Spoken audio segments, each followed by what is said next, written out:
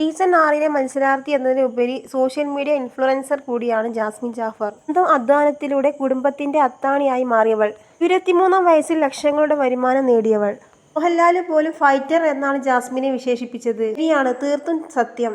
ശരിക്കും ഒരു ഫൈറ്റർ തന്നെയാണ് ജാസ്മിൻ. 13 വയസ്സിന്റെ പക്വതയിൽ ഒരു സാധാരണ പെൺകുട്ടി ചെയ്യുന്നത് മാത്രമാണ് അവൾ ബിഗ് ബോസ് ഷോയിലും ചെയ്തതും. ഇത്ര PR വർക്ക് അവൾക്ക് വേണ്ടി നടന്നാലും ജാസ്മിൻ എന്ന മത്സരാർത്ഥി എന്നതിലുപരി സ്വന്തം കാലിൽ നിൽക്കുന്ന പെൺകുട്ടി കൂടിയാണ് അവൾ.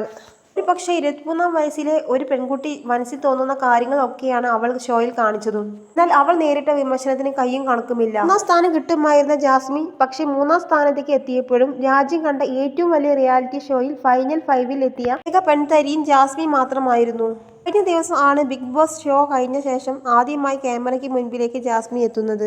ഫാഷൻ, ബ്യൂട്ടി ടിപ്പുകൾ, വൈറൽ റീൽസുകൾ എന്നുവേണ്ട പലവിധ വിഷയങ്ങളിൽ ഒട്ടനവധി വീഡിയോസ് ചെയ്താണ് ജാസ്മിൻ തന്റെ സ്ഥാനം സോഷ്യൽ മീഡിയയിൽ ഉറപ്പിച്ചത്.